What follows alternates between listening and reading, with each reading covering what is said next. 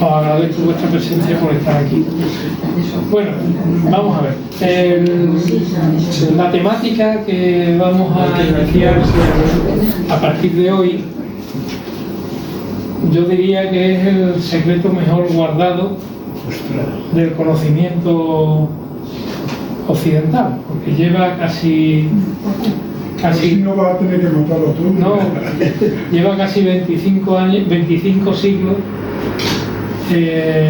tratándose y todavía no se ha llegado a una solución totalmente satisfactoria. Santísima Trinidad. No, la Santísima Trinidad no. Es un problema que unas veces por una cosa, otras veces por otra, otras veces por falta de conocimiento, otras veces por falta de tecnología, otras veces por falta, por guerras, por etcétera, pues las dos corrientes que han de alguna forma intentado darle una visión física a la problemática que vamos a ver hoy, pues se han ido superponiendo una con la otra a lo largo, pues ya os digo, de 25 siglos casi, desde el 600 antes de nuestra era, pues se viene tratando el tema. Empezó con Tales, con Tales. Tales fue el primero que aportó una solución para justificar la formación de la naturaleza y del universo, ¿no? Y optó por pensar en el agua, ¿no?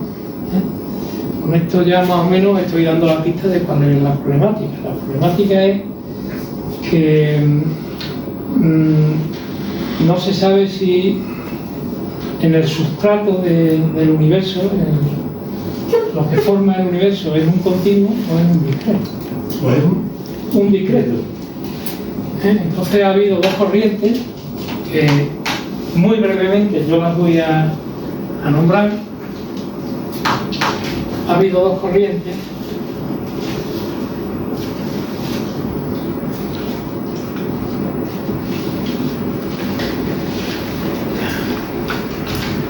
que ahora es que esto es otra cosa que os quería decir, ahora lo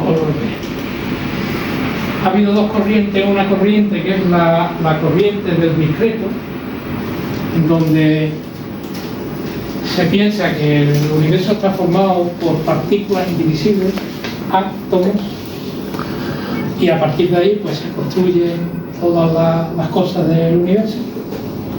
Y hay otra corriente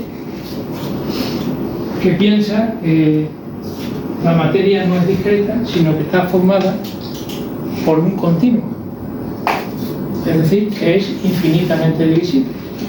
Entonces, personajes que defendieron la discreción de la materia, pues las tenéis aquí: Leucipo, Demócrito, Epicuro, Lucrecio ya en Roma, luego Newton, que también afirmó la constitución de las sustancias universales por partículas, hasta llegar incluso a Boltzmann.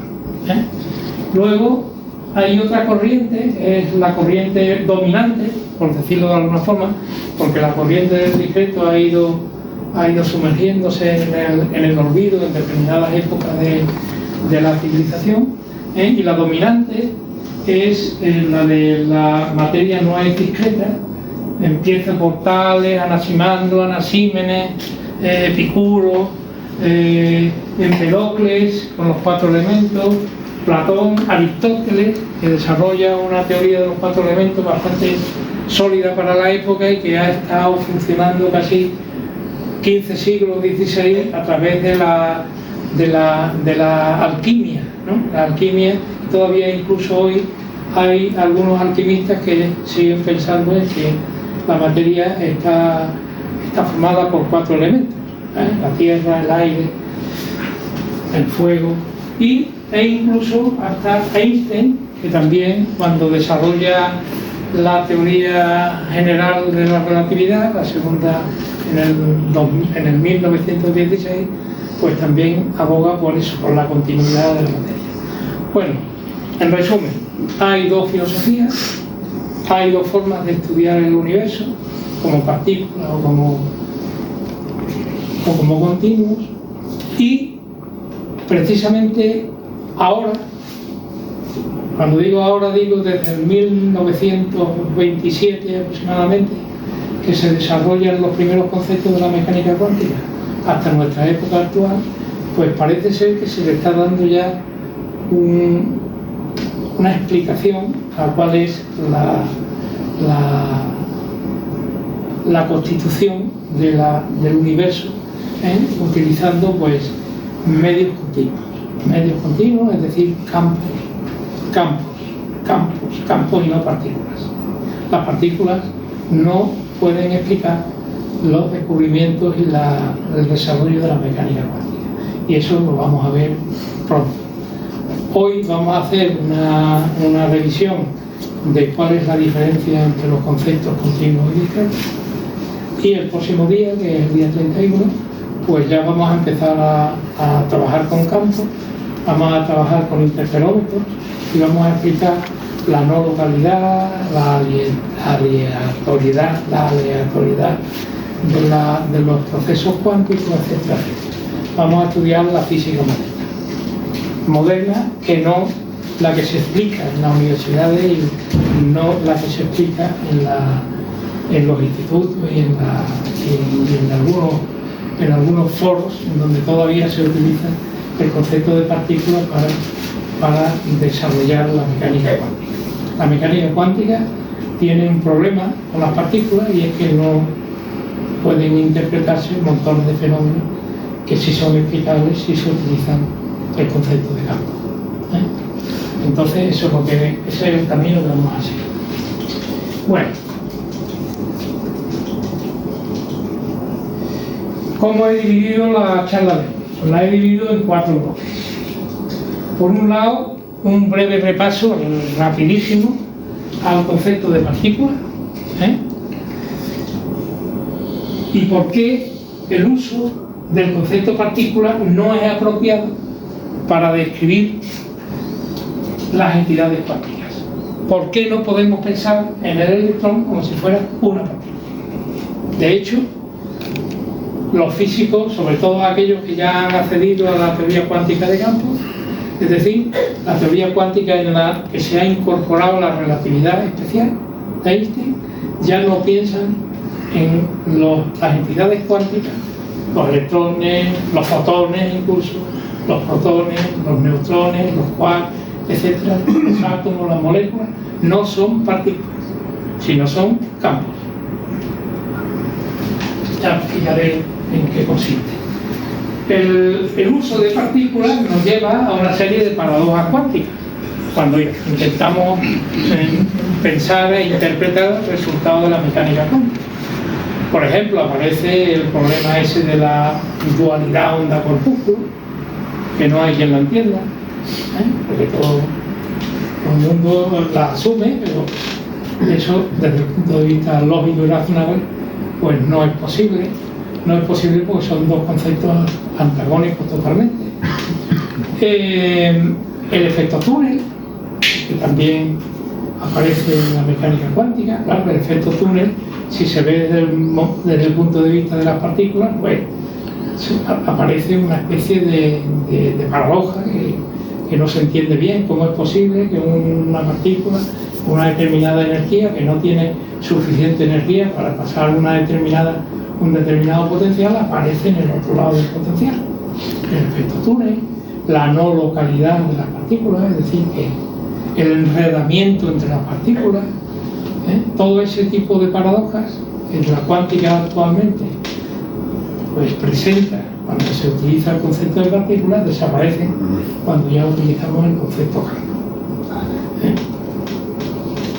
Entonces, una vez que ya veamos rápidamente el asunto de las partículas, pues vamos a hacer también un repaso del concepto onda. Una vez que hacemos el repaso del concepto onda, también vamos a hablar de lo que son los campos. El campo gravitacional, el campo electromagnético y los 25 campos que hoy día se reconocen. Los campos, esta especie de concepto físico que se utiliza, ocupan todo el espacio. Ya veréis qué cosa. Es decir, el campo electromagnético, el campo gravitacional, el campo bosónico, el campo de los gluones, todos son campos que ocupan todo el espacio y que de alguna forma se intenta buscar un campo único que los contemple a todos y que todos sirvan y que, dependiendo de la propiedad que estemos estudiando, pues así será el comportamiento de campo que tiene la entidad que estemos estudiando. Entonces, hablamos de campos y de campos en donde aparecen ondas, es decir, campos en donde una perturbación produce, o sea, un efecto externo produce una perturbación y esa perturbación se transmite en forma de onda a lo largo del campo y de forma extensa hasta el final, hasta los límites finales del campo, que como he dicho ocupan todo el espacio del universo. Con esta visión de campos cuánticos ondulatorios resolvemos todas las paradojas que la física cuántica presenta en el momento. Por eso decía que es probable que con esta nueva visión pues se esté resolviendo este dilema, esta dicotomía que ha habido a lo largo del conocimiento, del desarrollo del conocimiento, de si el mundo es discreto o el mundo es cuántico. Porque en principio parece ser que se está resolviendo con esta nueva forma de enfocar la realidad. Bueno, partículas.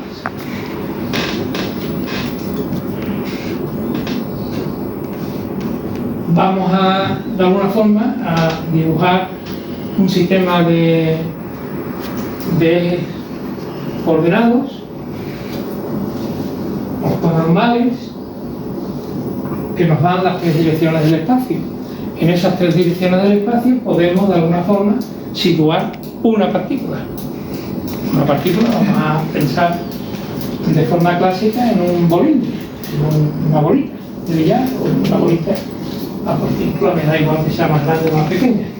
Esta bolita está situada en este sistema tridimensional de coordenadas, en esta posición. Bueno, pues con esta partícula tenemos que es imposible que esa partícula pueda estar en dos sitios al mismo tiempo, ¿verdad? Es decir, que si yo considero la posición esta en el plano XY, aquí, y la posición esta en el plano XZ, aquí, la posición, para nosotros, desde el punto de vista lógico, llegamos a la conclusión de que esta partícula nunca estará en esos dos puntos al mismo tiempo, simultáneamente. Podrá estar, pasado un periodo de tiempo, en un punto y después en el otro, pero no simultáneamente, ¿de acuerdo? Ese es uno de los problemas que tiene el concepto de partícula, que no puede ocupar dos puntos simultáneamente al mismo tiempo. Cosa que ocurre cuando, de alguna forma, empezamos a obtener resultados experimentales de las entidades cuánticas. Así que una partícula es tan local que no puede simultáneamente ocupar dos puntos del espacio separados a una cierta distancia. La partícula es un ente local con una periferia definida. ¿De acuerdo? Primer problema, que luego lo vamos a trasladar al concepto de cuántico. Segundo problema, tengo ahí una partícula, tengo otra partícula que tiene otra posición, ¿de acuerdo? Esta partícula está aquí, en este punto, que tiene tres valores para las tres coordenadas espaciales, y esta otra está en el plano XY. Bueno, pues es imposible que las dos partículas puedan interpenetrarse. Dos partículas, sean indiscernibles o no, no podrán ocupar nunca simultáneamente el mismo lugar del espacio. De manera que ahí tenemos una avanzadilla de lo que va a ser luego el problema que origina la propiedad de superposición. La superposición no existe o no se puede explicar considerando partículas locales para explicar los fenómenos. De manera que dos partículas, sean indiscernibles o no, no podrán ocupar nunca simultáneamente el mismo lugar del espacio. Son entes excluyentes, no entes interpenetrables. Vamos a ver las ondas. Bueno, las ondas están caracterizadas por una serie de variables, que son las que normalmente usamos. Estas variables que caracterizan a las ondas tienen una característica muy importante, y es que no tienen dimensionalidad de materia, no llevan asociados materia. Si pensáis un poco, la intensidad de la onda, la longitud de onda, el periodo o la frecuencia, en ningún caso llevan asociada nada relacionado con la materia. Sí, con la energía, ¿no? No, la dimensionalidad nunca aparecerá. La energía sí. La energía sí, pero no la materia. Pero las ondas siempre se dan, por ejemplo, cuando se tira una piedra por un charco, porque se mueve el agua, ¿no? Claro, claro. Yo tengo aquí, vamos a suponer que esto es un campo de agua. Sí. ¿Vale? No he encontrado un campo de agua en que no se vean esas rugosidades. Imaginad que es todo sin rugosidades. Entonces se produce una perturbación en ese campo de agua y entonces se produce una onda. Una onda, si la perturbación se ha producido en el centro, pues la onda se va desarrollando. Vamos a suponer que no es disipativa, es decir, que no pierde energía, pues se irá trasladando esa onda, que lo que traslada realmente es energía, que es la energía correspondiente a la vibración que se está produciendo después de haberse hecho la perturbación. ¿De acuerdo? Se hace la perturbación y entonces la parte oscura, la diferencia entre una parte oscura y otra parte oscura es la longitud de onda.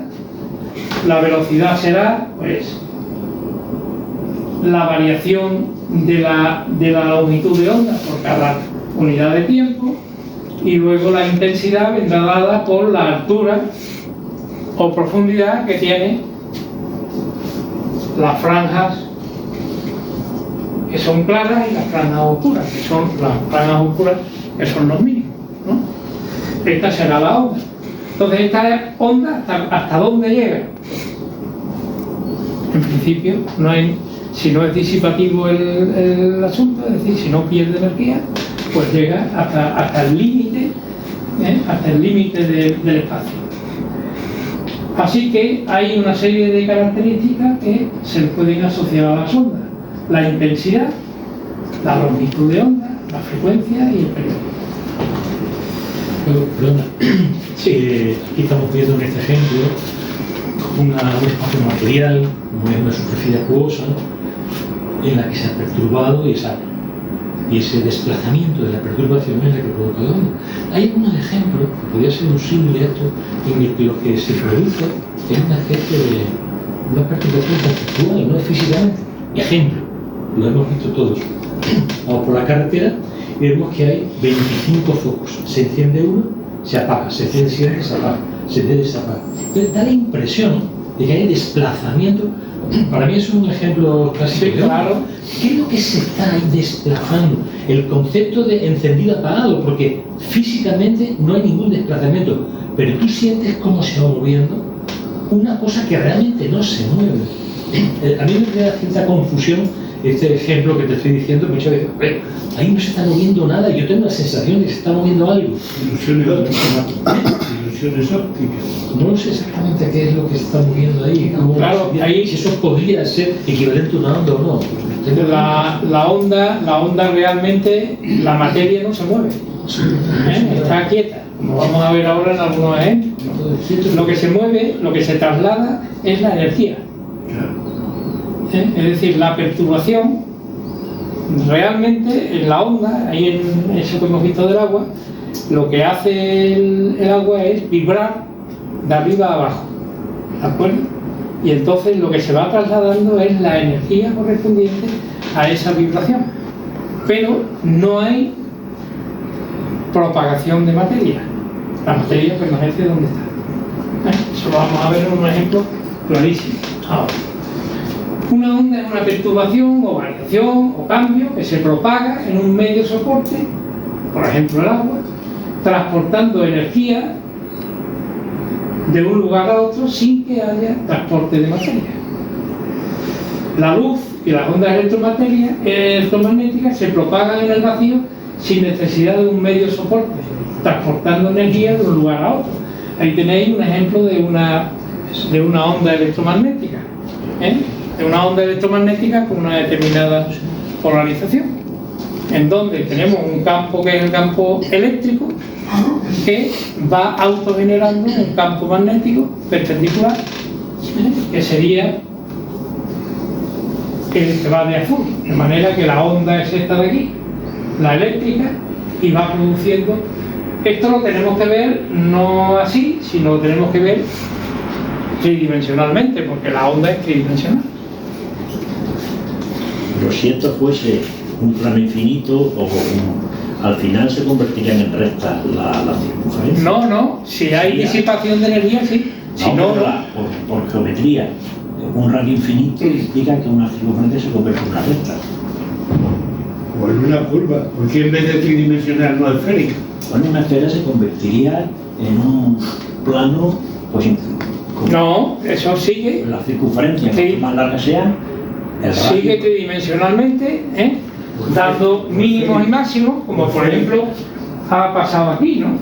O sea, tenemos la onda electromagnética, entonces esto tenemos que visualizarlo como si fuera una propagación tridimensional. Entonces, el ejemplo que he encontrado más fácil es este. ¿Veis ahí? Los valores negros corresponden a mínimos y los blancos a máximos.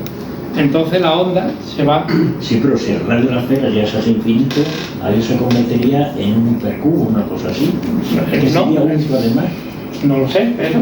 Con la circunferencia, y tú lo vas acercando cada vez más grande, al final sí, una circunferencia de radio infinito, una recta.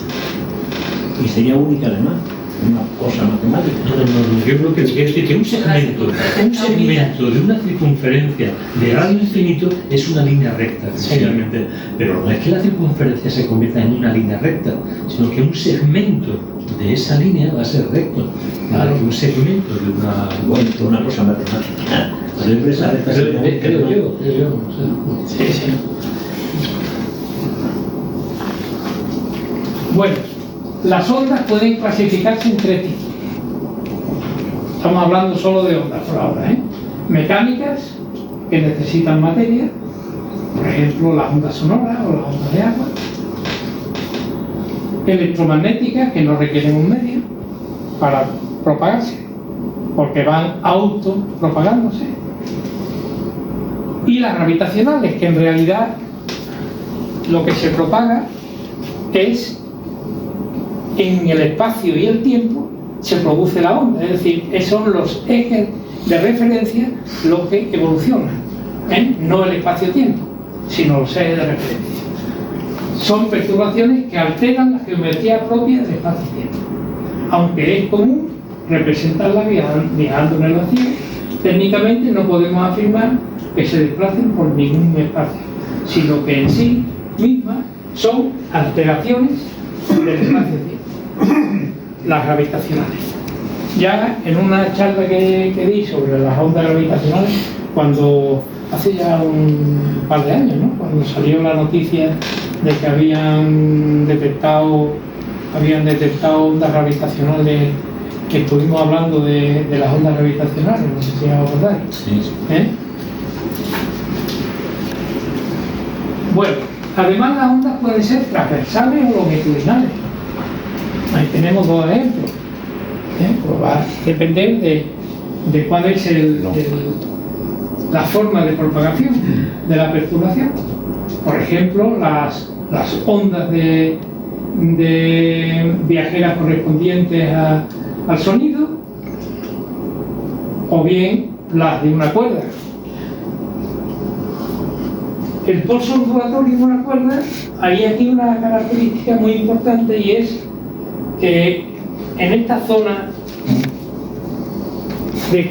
de continuidad la cuerda nunca varía, siempre tenemos ahí un nodo, que es donde está enganchada la cuerda, ¿vale? Esto está relacionado con las ondas que se producen en los confinadas, en zonas confinadas, en zonas confinadas. Es decir, una onda como por ejemplo esta que estamos produciendo aquí, si en el lado de la izquierda también está unida, lo mismo que está aquí en el lado de la derecha, pues cuando se produce la onda, no todas las ondas son posibles,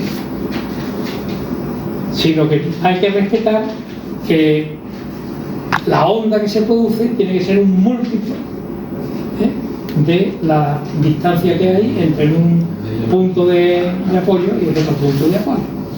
¿De acuerdo? ¿De una guitarra, por ejemplo? De un laúd, ¿Sí? de una bandurria. Por ejemplo. Es una cuerda confinada doblemente. Doblemente. Ahí solamente hay determinadas ondas. Solo con media longitud de onda. Media o 3 veces la longitud de onda o 4 veces, dependiendo de la perturbación que se le haga a la cuerda. ¿De acuerdo? Pero no todas las ondas. Eso es el nacimiento de la característica cuántica. Es decir, cuando uno estudia un sistema resolviendo, por ejemplo, la ecuación de Reding en mecánica cuántica y la resuelves, una vez que ya has obtenido la función, ahora tienes que aplicarle las condiciones de continuidad, que son esas, que tiene que ser una onda continua en los puntos en donde está confinada, y solamente determinados valores son posibles, y de ahí quiere decir que aparece una cuantización en la energía que puede tener esa onda de perturbación. Lo veremos ahora de paso. Las ondas confinadas en un recinto necesariamente tienen que morir, porque por aquí ya no hay ondas, ¿de acuerdo? Entonces, las ondas únicas posibles son aquellas que son un múltiplo de media longitud de onda o de una longitud de onda.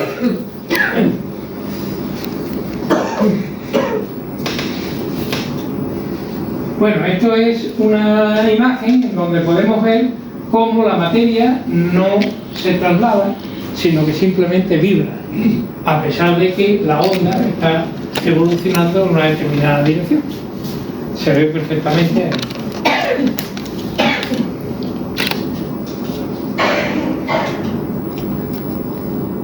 Y aquí lo vamos a ver mucho mejor.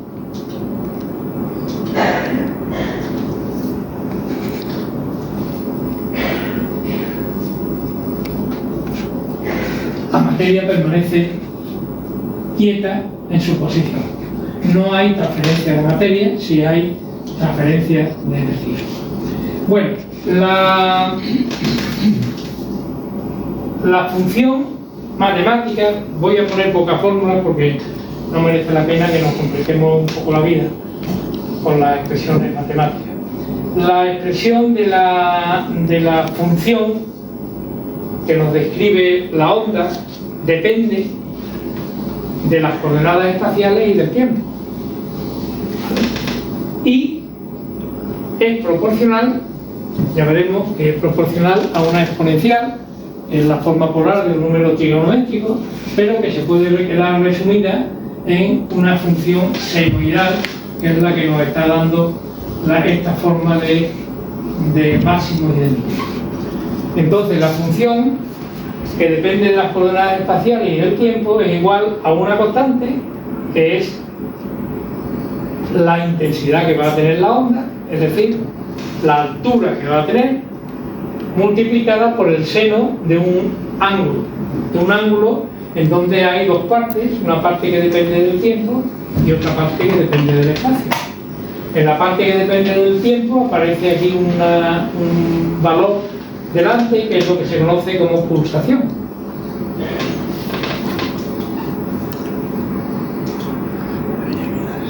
Tiempo, espacio y la pulsación, que es 2pi por las frecuencias. Y esto que está aquí, que multiplica el espacio, es lo que se conoce como ondulación y que es una magnitud que depende del espacio, que es lo que hace que la onda tenga más, los picos sean más estrechos, sean más anchos, la ondulación. Esta sería matemáticamente la expresión de una onda genérica. Y tenemos que tener en cuenta que el seno, la función trigonométrica seno, tiene valores de -1 y +1, lo que quiere decir que los límites del valor de la intensidad para la onda van a estar relacionados con ese coeficiente que aparece ahí, de manera que el seno va a valer más o menos 1, y el producto de un número que es entre -1 y +1, pues va a estar entre más a y menos a, que será los máximos más a y los mínimos menos a. Bien, 6 propiedades de las ondas que todos conocemos: la reflexión, la refracción, que es el cambio de velocidad al pasar a un medio distinto, la difracción, que es la aparición en una rendija en una onda de un punto en donde vuelve a nacer la onda, es decir, las ondas pasan por un orificio y después se desplazan en todas las direcciones. Esa es la difracción. La polarización, que es simplemente el filtrado de las ondas observando o utilizando solo las que vibran en un determinado plano. La absorción y la dispersión son las propiedades más importantes de las ondas. En el caso de la dispersión, pues por un prisma óptico, pues un frente de ondas se filtra y aparecen pues las distintas radiaciones que tienen una longitud de onda característica. Esas son las propiedades. Condiciones excluyentes para las ondas mecánicas. Si no hay un medio material, nada se perturba y por tanto nada se propaga. ¿Vale? No se produce una onda. Se trata de un movimiento en la materia y no de la materia, y lo que se propaga transmite esa energía y no materia.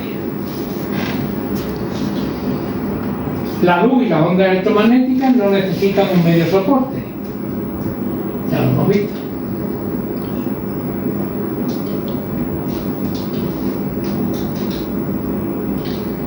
Bueno, ¿cómo tenemos esa función que yo he puesto ahí, senoidal, que es la solución de algo para explicarme las ondas? Pues nada, hay lo que se llama una ecuación de ondas, que es la que nos da la propagación de una onda en un medio isótropo. Pues esta es la ecuación de ondas en un medio isótropo. Es una ecuación pues muy trivial, que se conoce desde hace mucho tiempo, ¿no? Fijaros bien que esto, lo que estamos aquí poniendo, simplemente lo que se trata es de encontrar una función que dependa del espacio y del tiempo y que cumpla con esta ecuación. De manera que cuando yo sustituya esa función aquí, pues el término de la izquierda sea igual al término de la derecha. ¿De acuerdo? Entonces esto que hay aquí es la velocidad de la onda y lo que tenemos aquí es la derivada segunda respecto de las coordenadas y respecto del tiempo. Quiero que lo asociéis a lo que es la curvatura. Cuando nosotros tenemos una función matemática y queremos saber si tiene una determinada pendiente, calculamos la derivada primera. Y cuando queremos saber cuál es, una vez encontrado el mínimo con la derivada primera, queremos saber cuál es la curvatura, pues lo que hacemos es la derivada segunda, ¿verdad? Pues lo que tenemos aquí es la derivada segunda de la función respecto de la x al cuadrado, la derivada segunda respecto de la y al cuadrado y respecto de la z al cuadrado.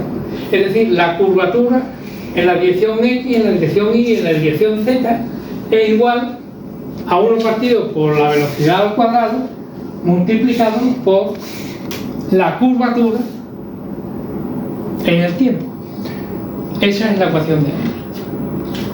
Y es la ecuación que me permite sacar el valor, cuando yo la resuelva, el valor de la función en términos de las coordenadas espaciales y las coordenadas temporales. Esta ecuación que hay aquí es prácticamente, no es igual, pero casi igual en cuanto a su estructura algebraica a la ecuación de Redinger, con una diferencia, y es que en algún momento por aquí hay un factor que es la constante de Planck, la constante H. Y además esta ecuación es una ecuación que se asemeja mucho a las ecuaciones de Newton, a esa ecuación que todos hemos usado cuando hemos estado estudiando problemas simples de movimientos dinámicos, de F igual a m por a. Claro, lo único que tenemos que hacer es abrir esa ecuación y ponerla en función pues, de las magnitudes que están implicadas en una fuerza y de las magnitudes que están implicadas en una aceleración. La aceleración también está relacionada con la curvatura, porque es una derivada segunda también, la aceleración. De manera que esta ecuación es una ecuación modelo.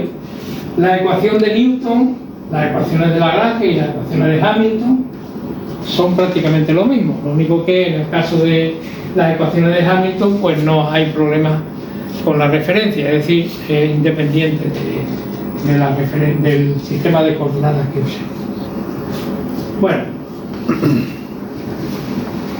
curvatura de la función, las direcciones. Ahí tenéis un dibujo para que veáis que la derivada segunda respecto de la x es la que me va a dar la forma que tiene la onda, más o menos cerrada, dependiendo del valor de la derivada segunda. Y las soluciones de esta ecuación de onda nos proporcionan la forma analítica de la amplitud, que es realmente lo que a mí me interesa cuando estoy estudiando una onda.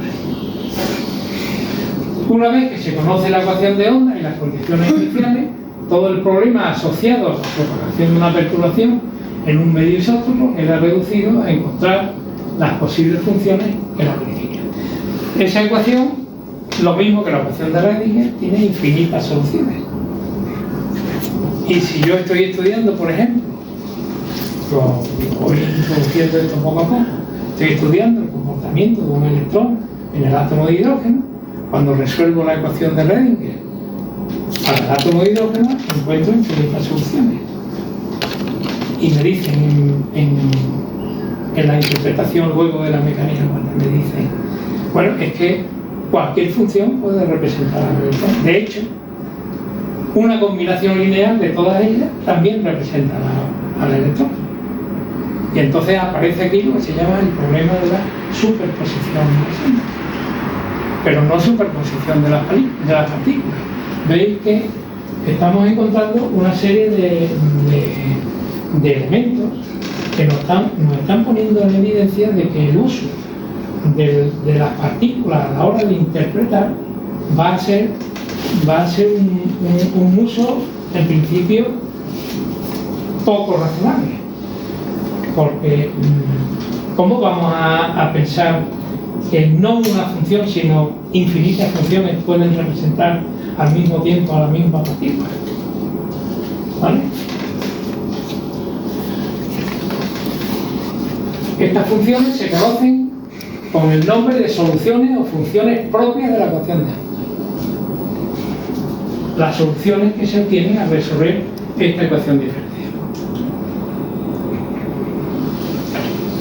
¿Qué forma tiene? Pues aquí la tenéis.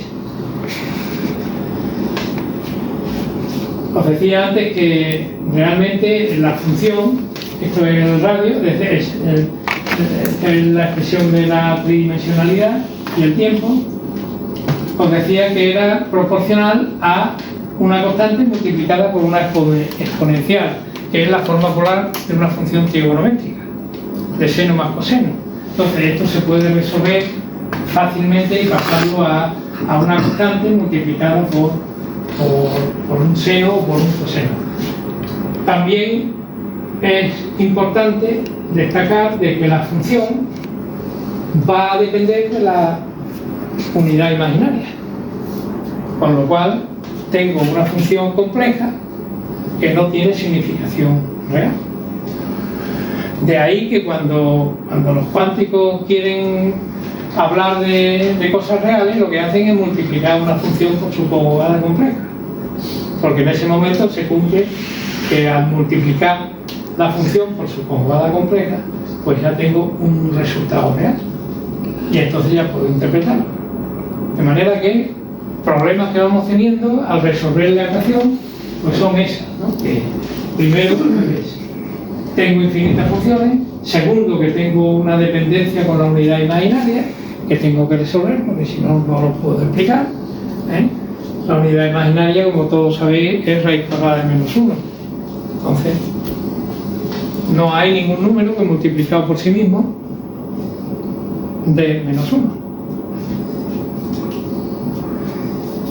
Esto sería la onda reflejada y esto sería la onda incidente.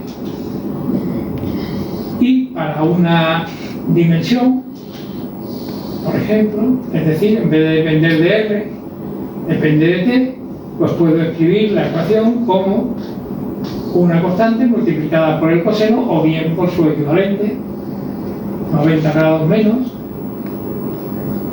una constante por el seno. Esta constante se conoce como amplitud, que es la elongación máxima de la onda, es decir, la altura máxima que va a tener la onda.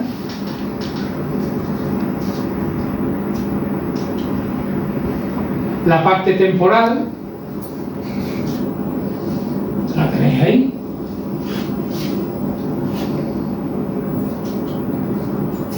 Y la parte espacial, pues el otro término que aparece en el seno y el coseno.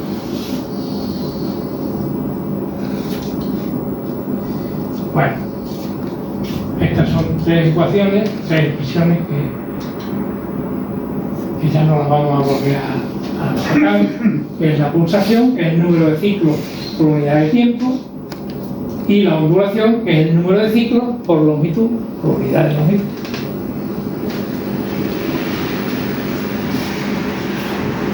Ejemplos de ondas. Ya hemos visto una como esta. Hemos visto una, no hemos visto una como esta, pero es parecida. Solo se propaga la energía, una onda tridimensional,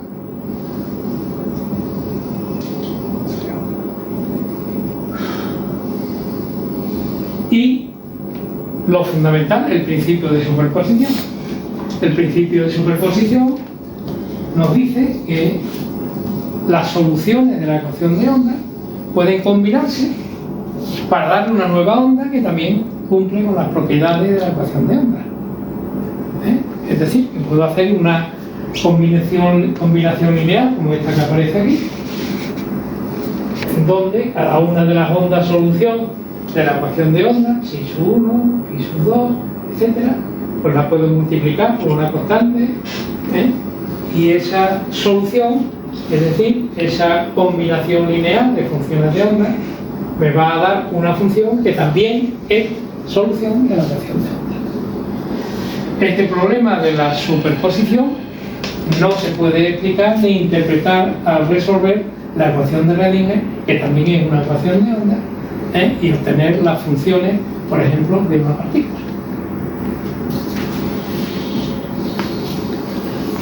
Otro ejemplo que tenéis aquí, para ondas confinadas, que he encontrado, son bastante, o estos por ejemplo, en donde dependiendo del número de longitudes de ondas que intervienen en cada dirección, en cada dimensión, pues así aparecen los máximos y los mínimos. O, por ejemplo, estas ondas esféricas que aparecen aquí, que son las que todos recordamos de cuando hemos estudiado el átomo de hidrógeno, que son ondas esféricas en donde hay, dependiendo de los números cuánticos, en las direcciones, en las componentes de las que depende la función, pues están respetando las condiciones de continuidad. Estos son todos las funciones tridimensionales, por ejemplo, para un sistema de fuerzas centrales. Otras propiedades de las ondas: no se trata de un fenómeno local, sino de un fenómeno extendido que ocupa todo el espacio. Cuando hay pérdida de energía, el fenómeno se califica de disipativo. La onda propagada va perdiendo intensidad, es decir, va perdiendo amplitud, se va haciendo cada vez menos intensa. Cuando no hay disipación de energía, se trata de un sistema conservativo, las ondas son estacionarias y aparecen lo que se llaman los modos normales.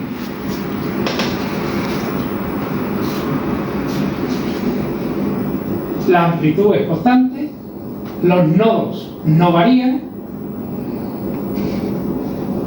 la intensidad puede cambiar, pero los nodos no varían, y siempre se cumple que la longitud de onda es igual, multiplicada por n, la longitud de onda multiplicada por n es igual a la longitud del espacio de confinamiento. Si hay restricciones a la libre propagación de la onda, el sistema es conservativo, no pierde energía. Y el sistema es conservativo, la onda satisface la condición que os he dicho hace un momento. Los números cuánticos son estos números a los que representan n. Así, en estas condiciones, son solo posibles determinados valores para la longitud de onda que cumplan esta condición. Solo pueden propagarse determinados valores de energía y aparecen los estados cuánticos correspondientes cumpliendo con esas condiciones de continuidad.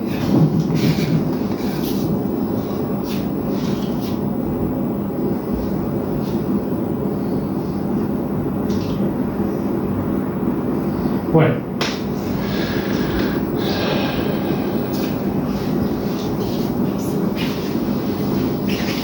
esto es una animación del campo magnético de la Tierra en su evolución, en su giro. ¿Para qué lo he traído? Pues para que penséis que nosotros no vemos las líneas del campo, no las vemos. Esas líneas que tienen todas el mismo valor, sin embargo existen, porque podemos comprobar que existen. Nada más que tenemos que ponerle alrededor pues limaduras de hierro, paralelas, pero existen. No las vemos, pero las podemos sentir, las podemos percibir. Y ya entramos en los campos. Un campo se dice que es una región del espacio asociado a una propiedad física. Si se puede asignar un valor de dicha propiedad a todos los puntos de la región espacial en cada instante. Eso es un campo. Por ejemplo, un campo de temperatura. Vamos a suponer que tenemos un recipiente cerrado, y queremos saber cuál es la temperatura que hay en cada punto de ese recipiente. Y medimos la temperatura. Eso sería un campo de temperatura, sería un campo, como veréis, escalar. porque nada más que tiene un valor y ese es el valor que recibimos de cada punto. Puede haber campos de mayor complejidad, campos vectoriales, en donde la propiedad asociada a cada punto del espacio de ese recinto es un vector, por ejemplo. Por ejemplo,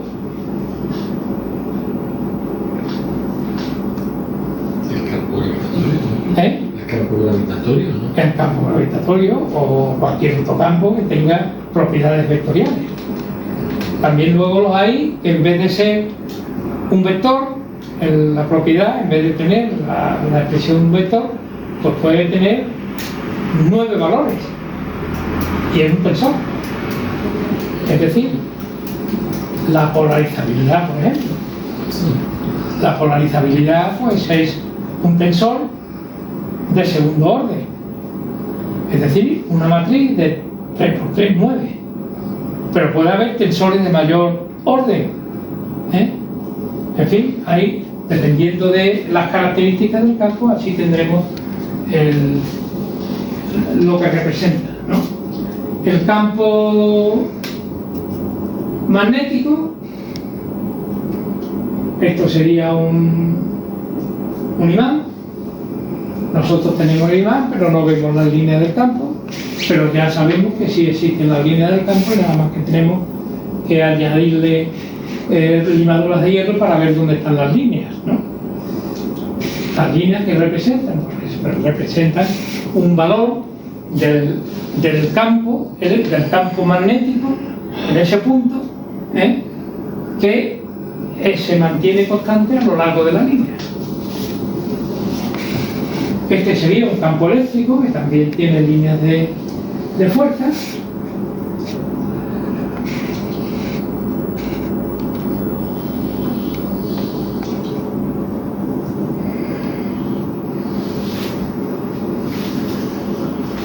Esto son cosas fáciles que todos yo creo que lo hemos estudiado o lo hemos visto.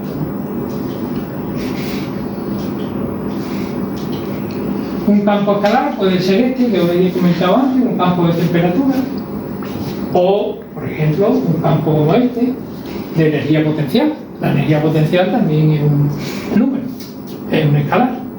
Entonces, un campo de energía potencial podría ser tridimensional, podría ser este de aquí. Los campos tensoriales, pues ya os digo, que son pues, de orden 0, un escalar, de orden 1, un vector, que tiene 3 dimensiones, bueno, o 2 o 1, dependiendo en el espacio que estemos trabajando, de orden 2, un tensor de n por n, de orden 3, un tensor de n por n por n, es decir, no solamente una matriz cuadrada para las componentes del tensor, sino también luego hojas correspondientes, como por ejemplo esta que os he representado aquí. ¿Vale? Este tensor, es un IJK, pues tiene forma de un tensor de tercer orden.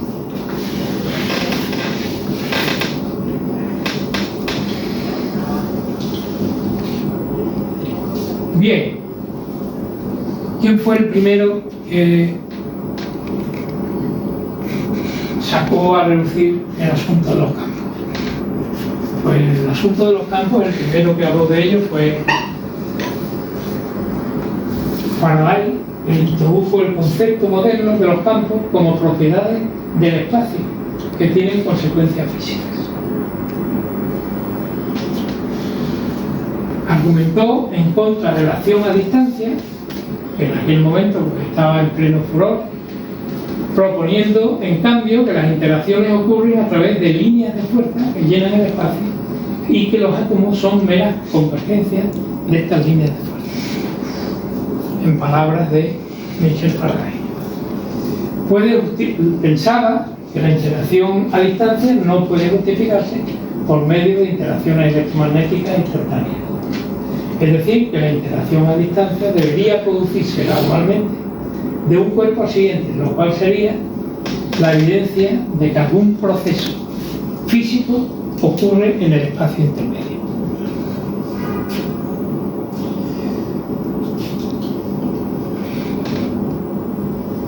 Consideró Michel Faraday que las líneas de fuerza son entidades físicas reales que además pueden moverse, expandirse y contraerse, es decir, pueden perturbarse y producirse ondas.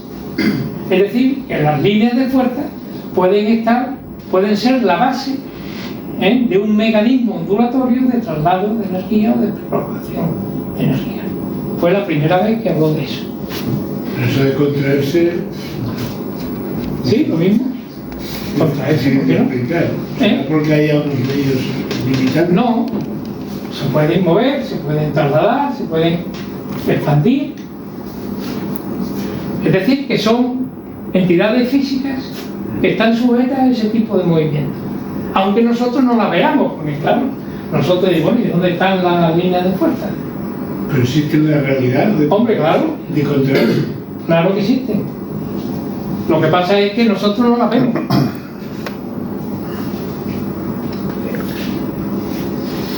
Concluyó finalmente que las líneas de fuerza magnética en particular son condiciones físicas del mero espacio, es decir, el espacio que no contiene sustancia material, es decir, el vacío.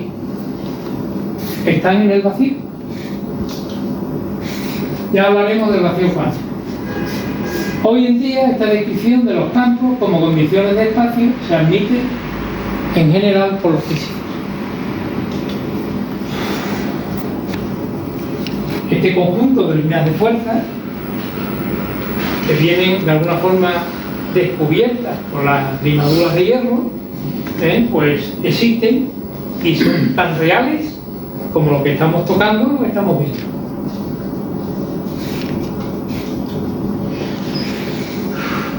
Otro personaje importante, ya no voy a hablar de más personajes, bueno, luego tocaré un poco a Einstein, es Maxwell, que fue el que de alguna forma ordenó las ideas de Faraday, que Faraday pues era menos ilustrado que Maxwell, entonces no llegó a sistematizar de alguna forma los campos electromagnéticos. Invocó un éter mecánico, ese fue el problema que tuvo, que obedecía las leyes de Newton. También introdujo la concepción de Faraday de transmisión continua de fuerza, en lugar de la acción a distancia instantánea en el marco filosófico de la mecánica electrónica.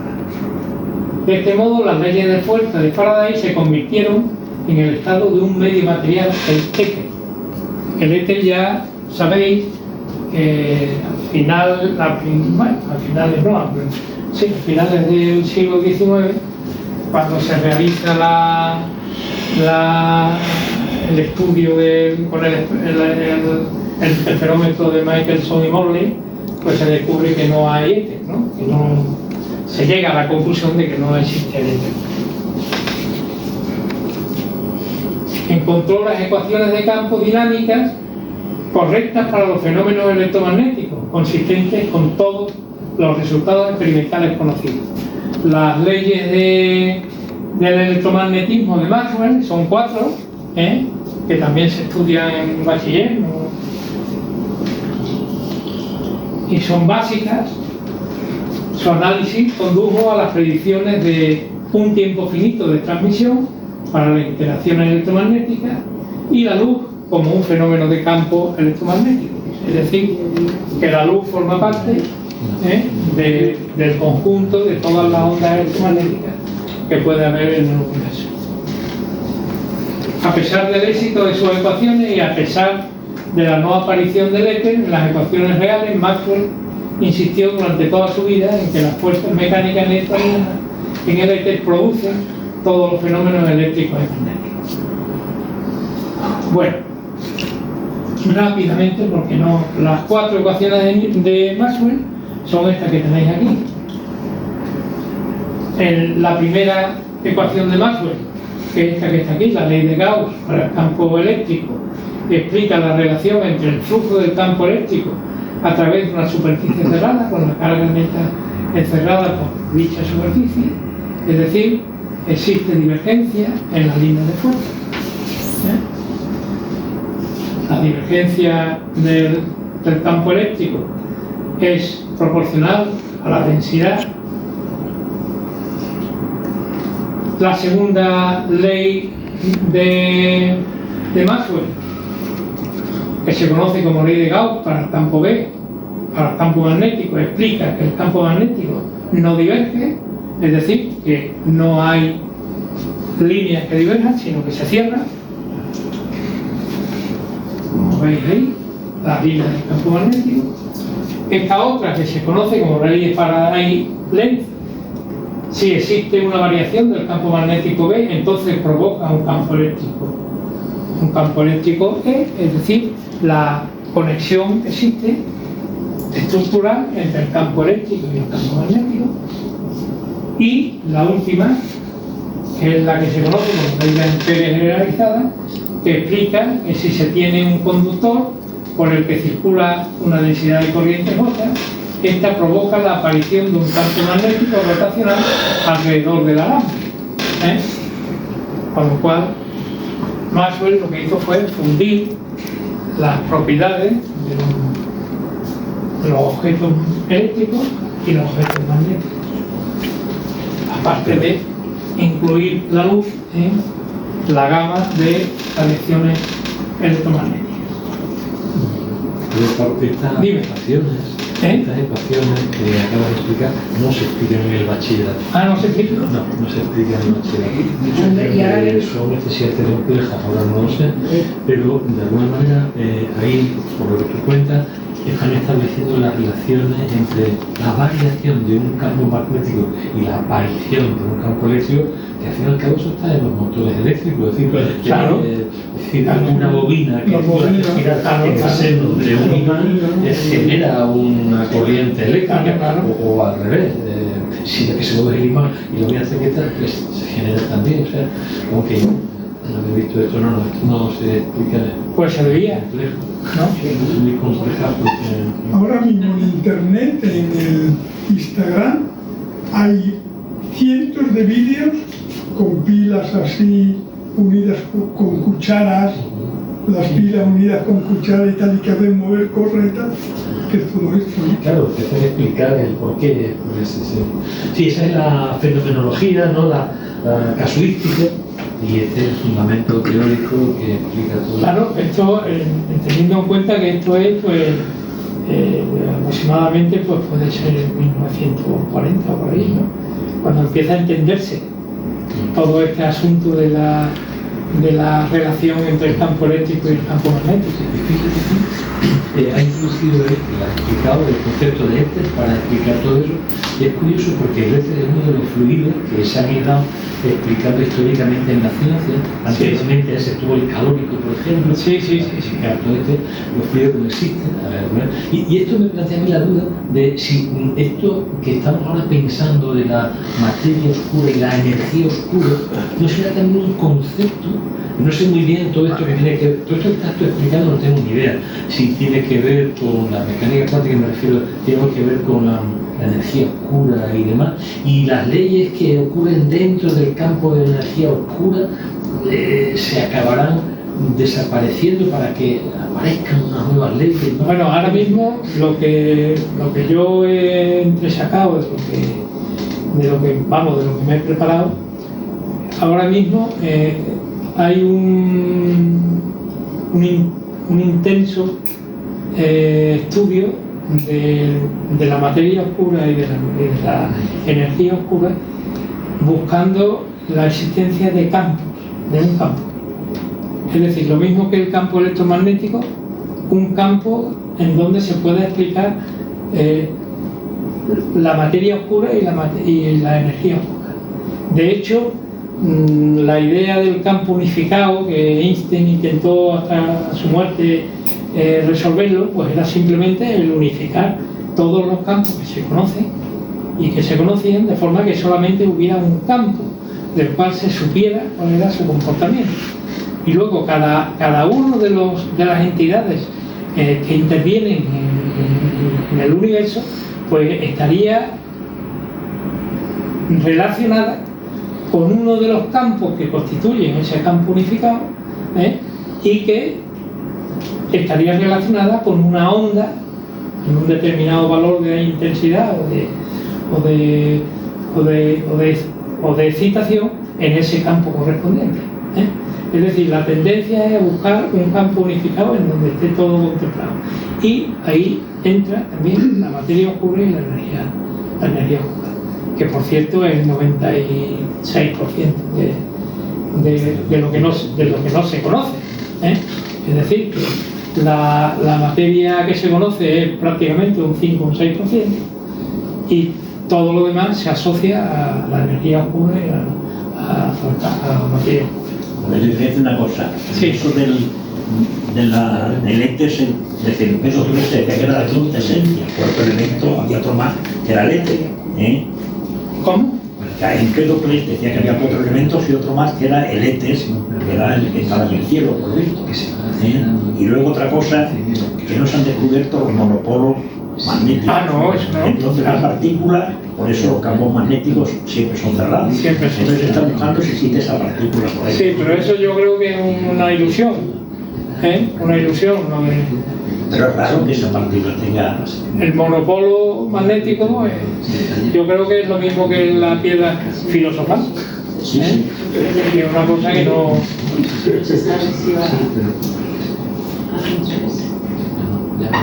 ¿Sí? No, estábamos comentando. Estaba preguntando lo de la energía oscura y la materia oscura. Es que eso Paco, a mí me suena o me revoca como si fuera el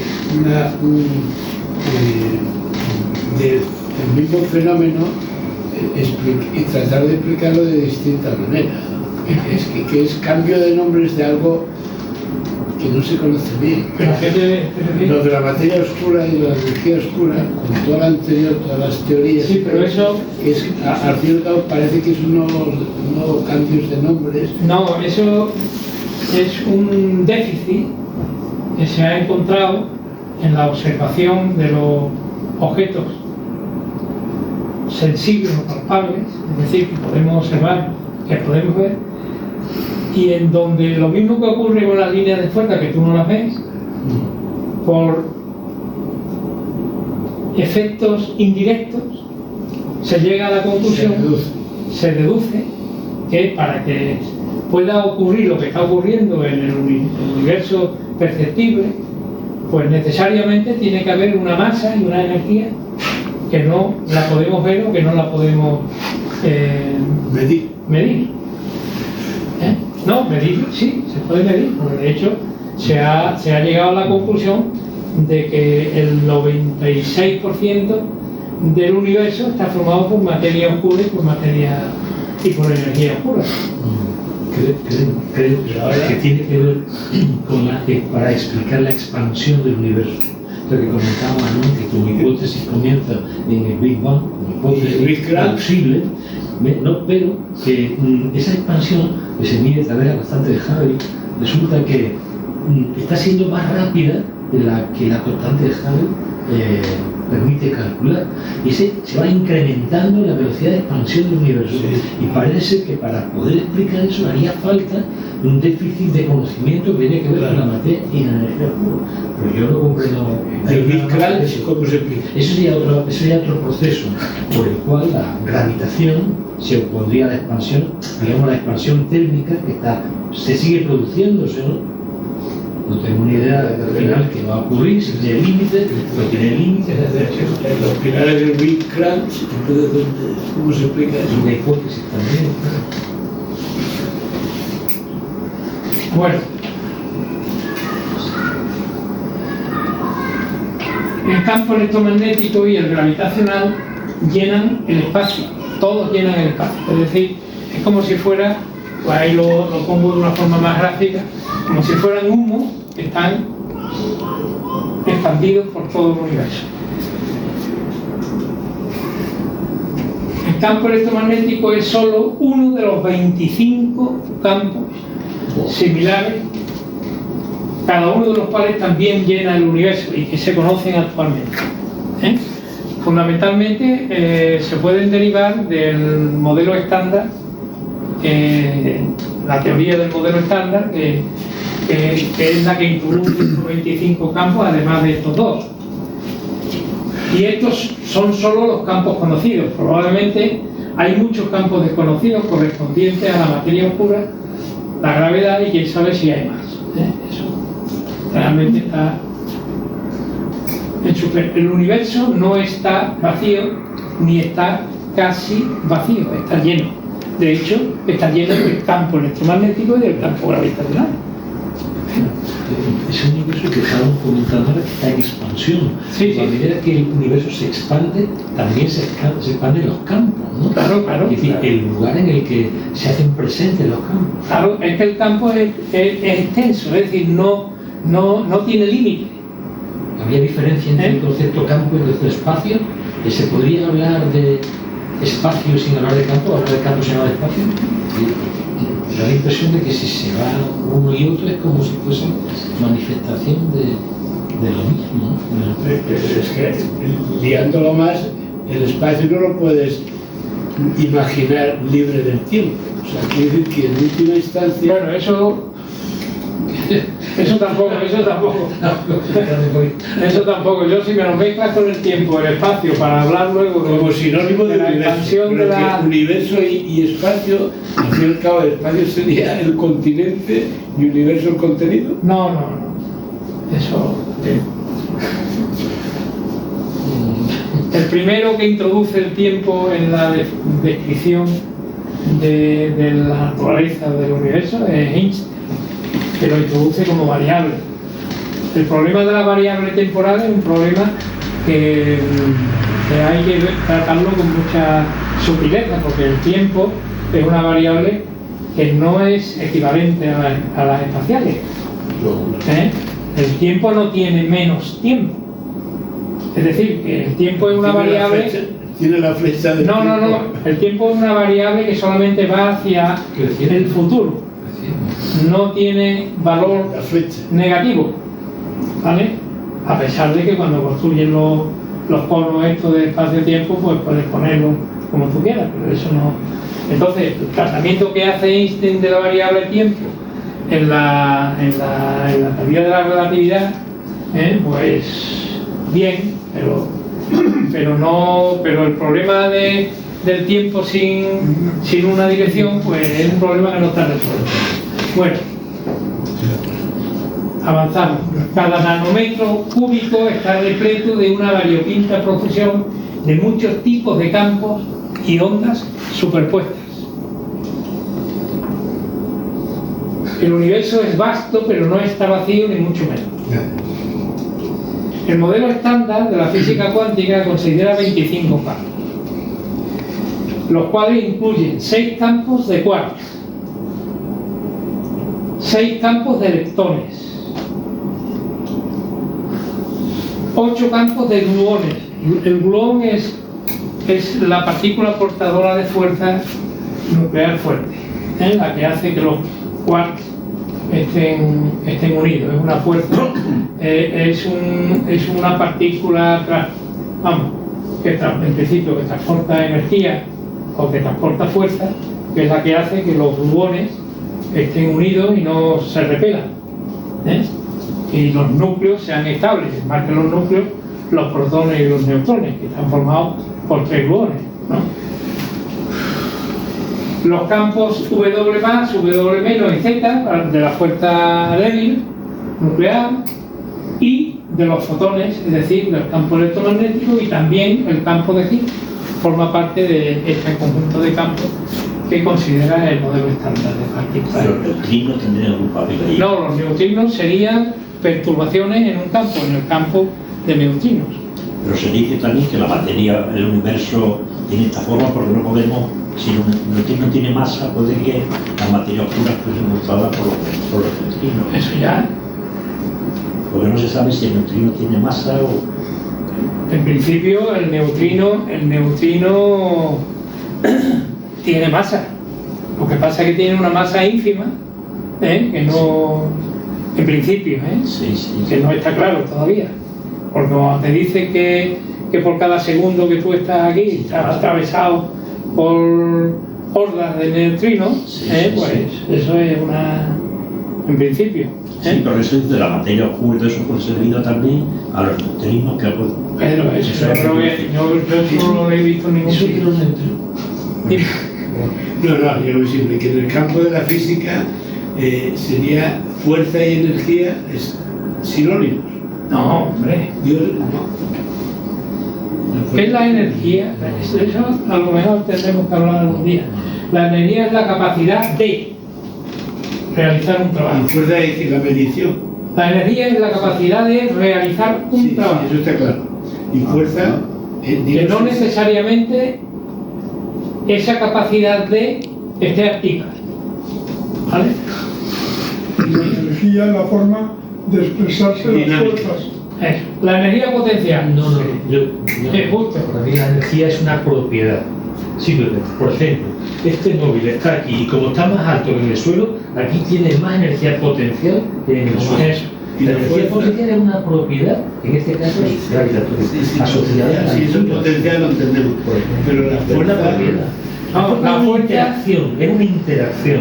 ¿No? La fuerza. Justo. La fuerza, Sinónimo casi. la fuerza La fuerza es un vector de la energía. Claro. aplicada a algo que se mueve a lo largo de un espacio es trabajo. Ah, sí, claro. ¿Vale? Sí, lo sé. Entonces, la capacidad de realizar un trabajo, es decir, de aplicar una fuerza para que se produzca un desplazamiento, es la energía.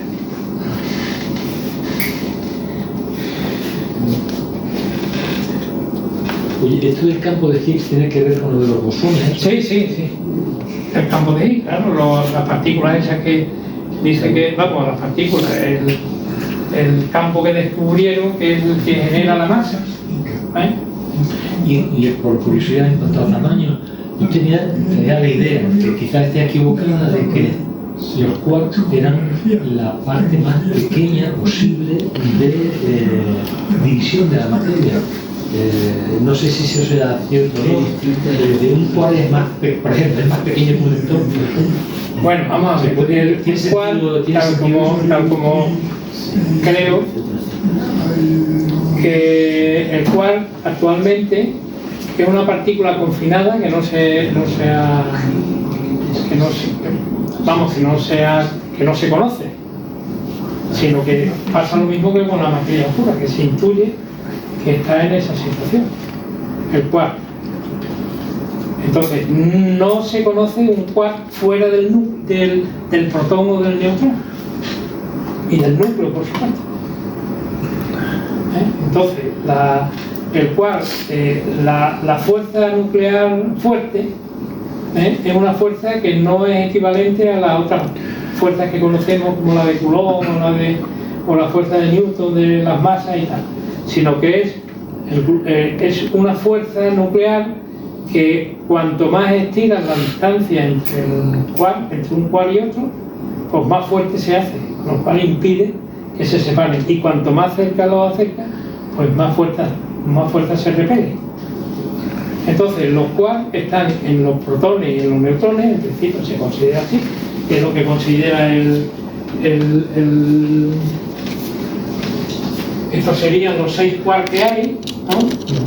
El Hooke, el Bohr, el Chang, los nombres estos que han puesto estilo americano, pues serían estos, con una carga y con una masa determinada, y están confinados en los núcleos, en los protones y en los neutrones. Cada protón y cada neutrón tiene 3 quarks.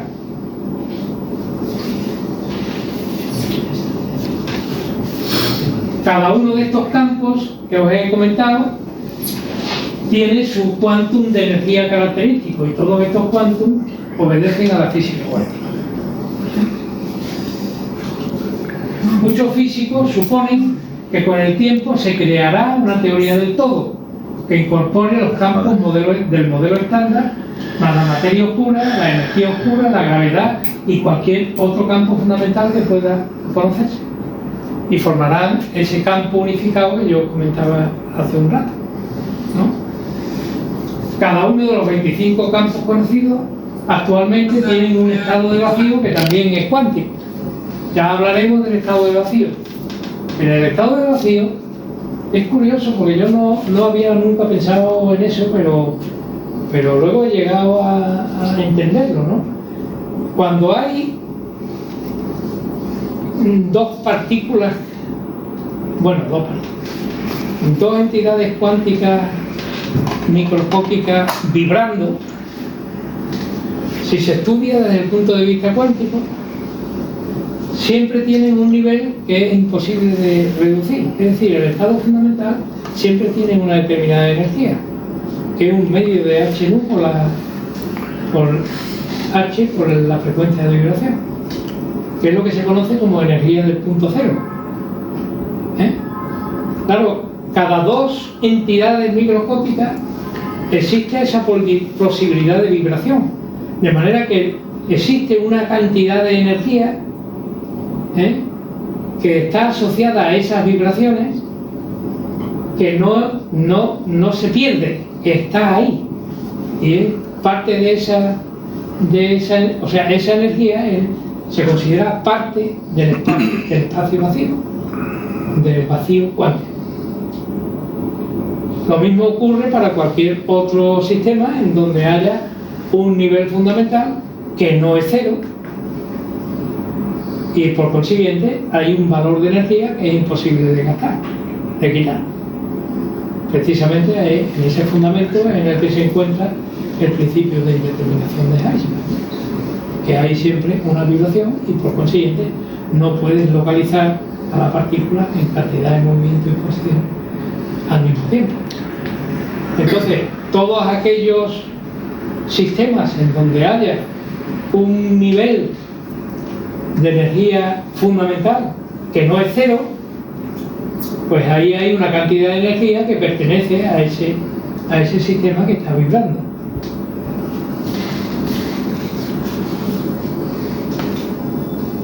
El llamado vacío cuántico está lejos de estar vacío, e incluso si no hubiera cosas, ningún cuanto, el universo seguiría estando lleno del estado vacío de los 25 campos. Un universo caleidoscópico. Vacío cuántico es una contradicción engañosa. En sus términos sería más apropiado decir pleno cuántico. Bueno, y ahora ya vamos a pasar 9. Vamos a traer materia. Ahora vamos a traer materia. Dejadme 10 minutinos. 10 minutinos. Voy un poquito más rápido, pero 10 minutinos. 10 minutos. En el espacio-tiempo Si no, es más fácil eso. En este espacio-tiempo es más fácil. 10 minutos. Dejamos un cuantico más. Sí.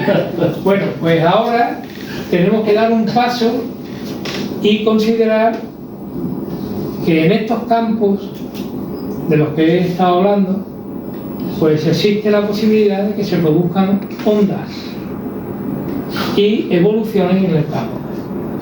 De manera que se pueda de alguna forma asociar las entidades cuánticas, sean fotones, sean electrones, sean neutrones, sea lo que sea, se puedan asociar a esas ondas que son las que representarán, las que explicarán el comportamiento de las entidades cuánticas. De manera que ondas en campos.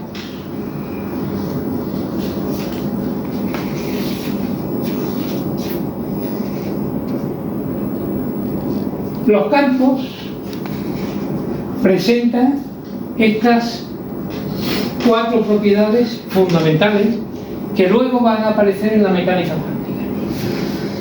¿Sí? Y que aparecen de forma inexplicada, pero aparecen. Y que, si queremos explicarlas con conceptos clásicos, considerando partículas, no las podemos explicar porque aparecen paradojas. Por ejemplo, la paradoja esta de ondulatorio conjuntual. Entonces, ¿cuáles son las propiedades? Pues, por ejemplo, la no localidad. ¿La no localidad qué es? Pues la no localidad es que si yo tengo un electrón o un fotón, puedo, de alguna forma, por el resultado cuántico, de la mecánica cuántica, ese electrón o ese fotón está extendido, es decir, produce propiedades, o sea, produce efectos de superposición y de interferencias. incluso consigo mismo. Eso lo vamos a ver cuando estudiemos el resultado cuántico con los interferómetros, que por cierto que es precioso el tratamiento que se hace, y la cantidad de información que dan los interferómetros. Los interferómetros no solamente de fotones, sino también de partículas, o sea, de entidades mágicas como los electrones o los neutrones. Os iba a decir que se me ha ido el santo al cielo. Mira que, bueno, ahora cuando ya me acuerdo. Una precisión, Paco. Sí. Eso quiere decir que tus electrones, mis electrones, los del aire aquí y esa mesa, todos están en el mismo campo. Pueden estar enredados.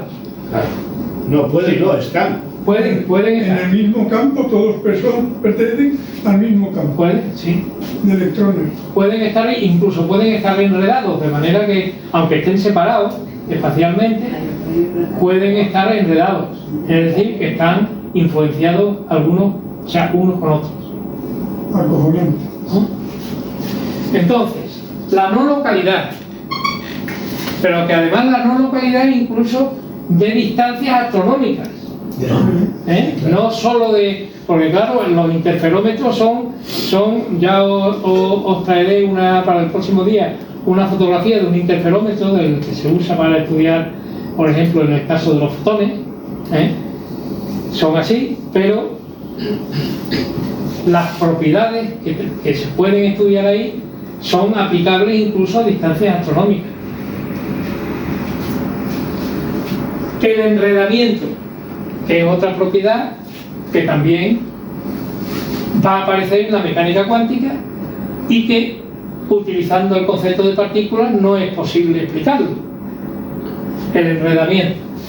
Otra, la extensión de la entidad cuántica, que no es local, es decir, que no tiene está hasta su periferia, sino que es extenso. ¿Extenso hasta dónde? Pues hasta el límite del espacio y del tiempo. Y la superposición es la más característica, que es la superposición de estados o la superposición de ondas del campo unas con otras. Está muy relacionada con el enredamiento, ¿no? Sí, también todas están relacionadas. Claro, con la superposición y el enredamiento más todavía, ¿no? Entonces, una perturbación que se propaga en un campo es tan no local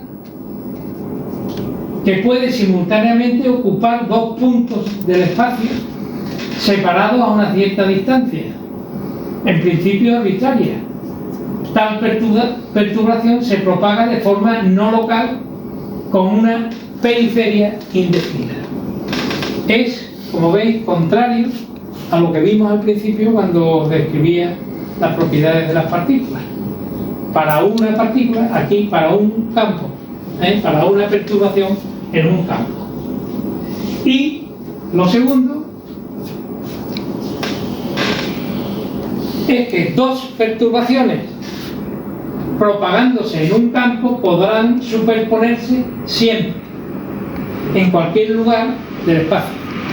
De manera que ahí tenemos la resolución de algunas de las paradojas de las que nos han hablado de la mecánica cuántica.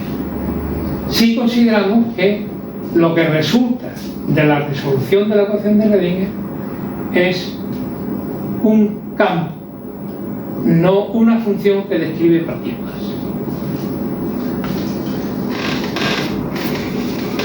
Son entes incluyentes e interpenetrables. ¿Sí? Fijaros bien que ya el modelo estándar de partículas elementales, cuando se fundó, hablaba de dos tipos de partículas que eran los fermiones y los bosones. Los fermiones eran portadores de materia y los bosones eran portadores de fuerza Y los bosones eran los que se encargaban de relacionar a los fermiones unos con otros. Un electrón con otro electrón está relacionado en su interacción con un bosón, que es un fotón, que no tiene masa y que es, en principio, una entidad lumínica que es del campo electromagnético. ¿El bosón es sinónimo de fotón? ¿Lo qué? El bosón que sí es sinónimo de... No, porque el bosón es también un gluón, es la partícula portadora de fuerza que relaciona a los quarks. El gluón o el gravitón, que hablan del gravitón, que todavía no se ha descubierto. Hay, en principio, esos bosones. Los bosones, no bosones, los bosones son las partículas portadoras de fuerza que relacionan a una partícula de su campo con otras.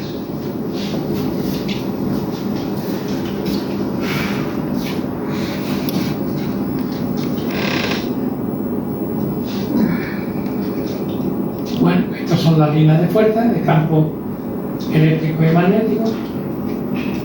Maxwell demostró que el campo eléctrico y el campo magnético se propagan por el vacío de forma autosostenida y como si fueran ondas, ya lo hemos hablado, con una velocidad que es de 300.000 kilómetros por segundo.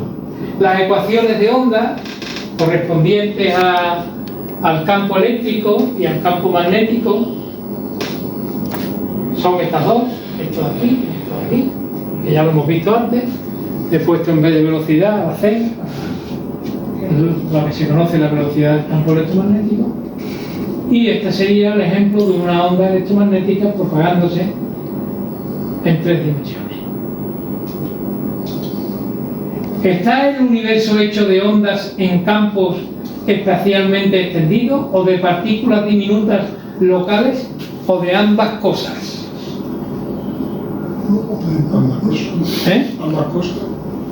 O de ambas cosas. Suena mejor lo de ambas cosas. Sí, es la respuesta más ecléctica, ¿no? Con la notable excepción de Richard Feynman, que ha sido el último que ha defendido la existencia de las partículas, la mayoría de los teóricos cuánticos de campos, físicos que armonizan la mecánica cuántica con la teoría especial de la relatividad, han adoptado el punto de vista de campos, hecho que de alguna manera aún no se ha filtrado a las filas más amplias de físicos, a otros científicos, a los libros de texto o los libros de divulgación y el público general. Hoy ha pasado una década o dos. Sí, pues todavía se sigue explicando el modelo del átomo de Bohr en la universidad, en los primeros cursos, todavía. Y ya en el año 1915, Bohr desechó su modelo, porque no daba respuesta a lo que se esperaba. Si los físicos en general y los docentes en general no reciben la información adecuada, pues seguirán manejando las partículas in illo tempore, ¿no? La inercia del conocimiento. Sí. Podría ser que las partículas podrían llegar a ser condensación de campos, es decir, de tal manera que, digamos que el universo formado por campos condensados en forma de partículas, para explicar algunas cosas, porque la verdad es que algunas propiedades se pueden explicar con el modelo de Bohr, algunas propiedades sencillas me refiero, ¿no? Igual que se puede seguir explicando la mecánica clásica de Newton para determinados procesos. Hay otros procesos que ya son inservibles, son insuficientes, digamos. No sé, como si fuesen diferentes estados de complejidad, ¿no? Exacto. A medida que vamos profundizando la complejidad de la naturaleza del universo, van ¿Qué pasa? creándose insuficientes los modelos anteriores, pero no porque dejan de ser válidos, significa son insuficientes y son aplicables para... Lo que pasa, José Pedro, que yo creo que una vez que se ha llegado a la parte más profunda, que se puede llegar trabajando con campos y pensando que un electrón, o sea, un fotón, por ejemplo, ¿no? Cuando el comportamiento de un electrón es como una perturbación en el campo electrónico, ¿no? Por decirlo de alguna forma, pues las interacciones que pueda tener ese electrón hay que usar las propiedades de campo, no las propiedades de partículas locales. Entonces, cuando se llegue de alguna forma a asimilar estos conceptos que están de alguna forma recuperándose, porque esto no es nuevo, ¿eh?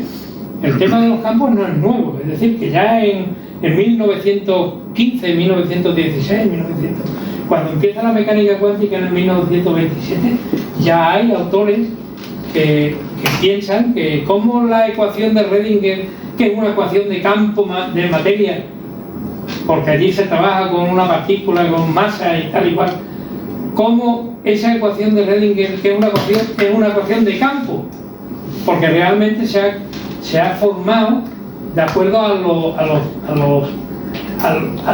lo típico de un campo. Es prácticamente la misma, esa que yo he puesto de las curvaturas en el espacio y en el tiempo, la ecuación de Redinger.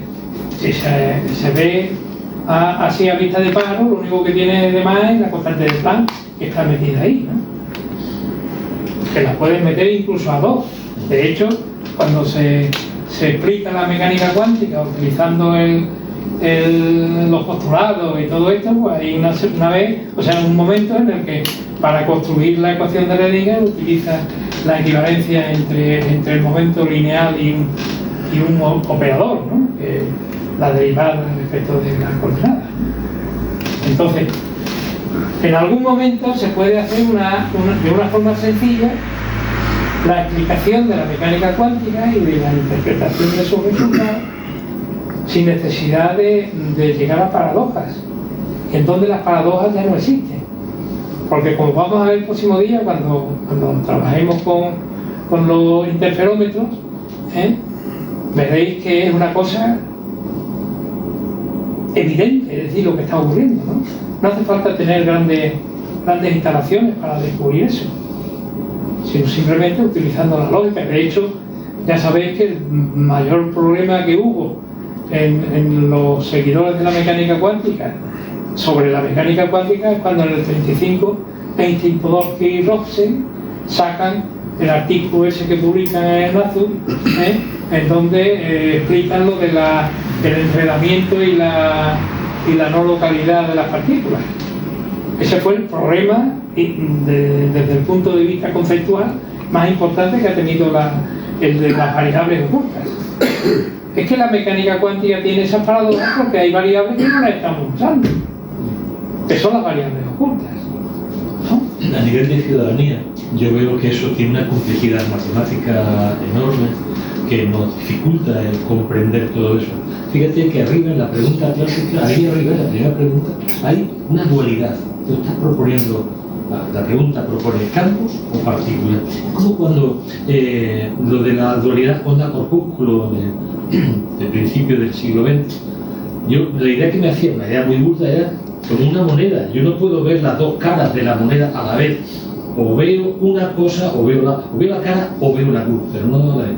Cuando se explora cuando se le pregunta a la materia, según lo que le pregunte, le va a responder como onda o como partícula. Yo no sé si eso podría ocurrir en este caso, porque parece que lo veo de complejidad mucho más grande, o campo o partícula. A lo mejor es que es campo y partícula a la vez, ¿eh? Según nos aproximemos. Eso nos lleva a la paradoja, porque claro, una onda y una partícula Dos cosas distintas. son dos cosas totalmente distintas. Pero no será que la podemos ver de una forma o de la otra. La misma realidad es solo que se manifiesta como una moneda con dos caras diferentes que no se pueden ver a la vez. Fíjate tú el principio de complementariedad Bohr nunca llegó a concretar por la dificultad de los conceptos, ¿no? El principio de complementariedad era precisamente relacionado con la onda y la partícula, ¿no? Que si tú mides un sistema, una propiedad que es de partículas, es decir, el momento, la cantidad de movimiento, la energía potencial y tal, no vas a apreciar el carácter ondulatorio, pero si mides las ondas, pues sí, vas a encontrar pues el carácter ondulatorio, pero no vas a poder apreciar los valores de las partículas. Entonces, eso nunca llegó a cuajar, ¿no? Yo creo, y si no lo veremos más adelante, que con la filosofía de ondas en campo se pueden resolver todas las paradojas que la cuántica ha sufrido a lo largo de los últimos 70 años, ¿no? Porque ya empezó cuando empezó a desarrollarse en el siglo XIX, o sea, en el siglo XX, ¿no? Incluso entrar en los terrenos de la metafísica. Bueno, eso yo creo que hay que evitarlo. Sí.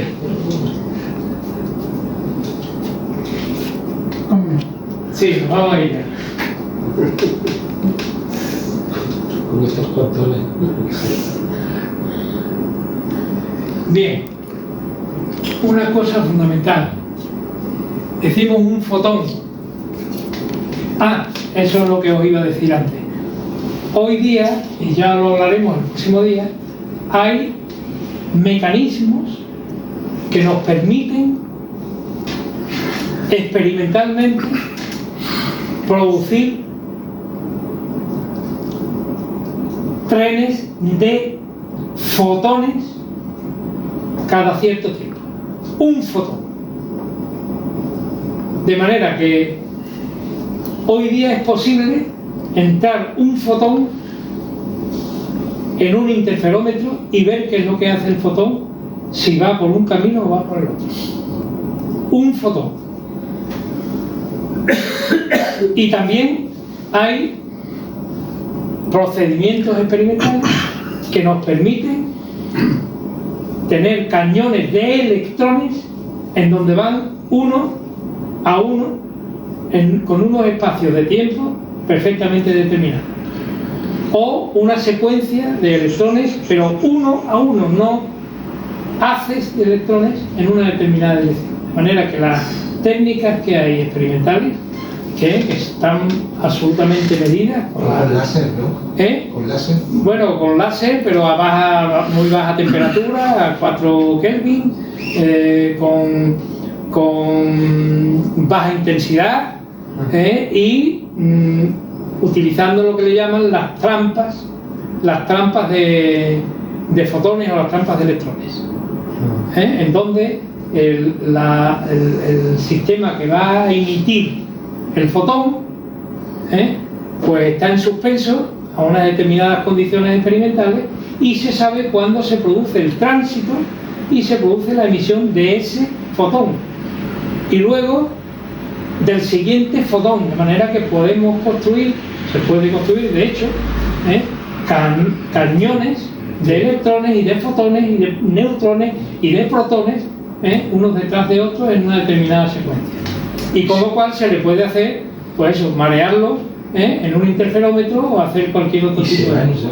¿Un electrón será igual que el siguiente electrón? Sí, bueno, en principio esa es una pregunta que yo siempre me he hecho. Claro. Porque claro, como es una combinación de ondas, pues no necesariamente la combinación de un electrón o de un fotón es siempre la misma. Vale, de forma paralela, la luz tiene distintos, el arcoíris, distintas longitudes de onda, los colores. pero es algo homogéneo. La luz no es equivalente de fotones, es exactamente, exclusivamente. Os quiero decir, haciendo la pregunta de otra manera, el fotón tiene una naturaleza y una homogeneidad única y incuestionable. Bueno, lo que sí se sabe es esto que está aquí. Claro. El punto clave es que los cuantones, sean fotones, sean electrones, son indivisibles. Es decir, que no se pueden partir. Forman una unidad. Es decir, son infraccionables, únicos. En la práctica. En la práctica. En la práctica y en la teoría. Lo digo porque llevamos todavía dividiendo la materia y dividiendo. Sí, sí. Hemos llegado ya a la indivisibilidad de la materia, Sí. Con los cuantos. Por ejemplo, en el interferómetro se dispara un fotón, llega a un espejo 50 por 50 o 50-50, que significa que refleja y transmite el 50%. Entonces, ese fotón llega y o se refleja o se transmite, pero no se refleja y se transmite, ¿vale? Porque luego, cuando hace el recorrido por las ramas del interferómetro, va a dos pantallas de observación o dos sensores de observación. De manera que tú sabes por qué camino ha ido el fotón, si va un fotón solo, no si van dos. Si va un fotón, sabes que si lo ha detectado esta pantalla, ha ido por este camino. Y si no, quiere decir que se ha transmitido y ha ido al otro detector. ¿Vale? Entonces, esa es la cuestión. Bueno, ahí puedes hacerle todo tipo de barbaridades a los fotones que van pasando por el interferómetro, porque le ponen los más espejos, le ponen, en fin, con eso es con lo que trabaja. Sí, que eso significaría que habría fotones reflejables y fotones transmisibles. No, que la aleatoriedad aparece. La aleatoriedad aparece. Los dos fotones salen de la misma forma y se producen de la misma forma, pero uno va por la rama 1 y otro va por la rama 2. ¿Y por qué? La aleatoriedad de la cuestión, que significa la indeterminación que vamos a tener siempre en la mecánica. Bueno, si os parece, lo dejamos. Gracias por vuestra atención y que no me habéis tirado ningún tomate.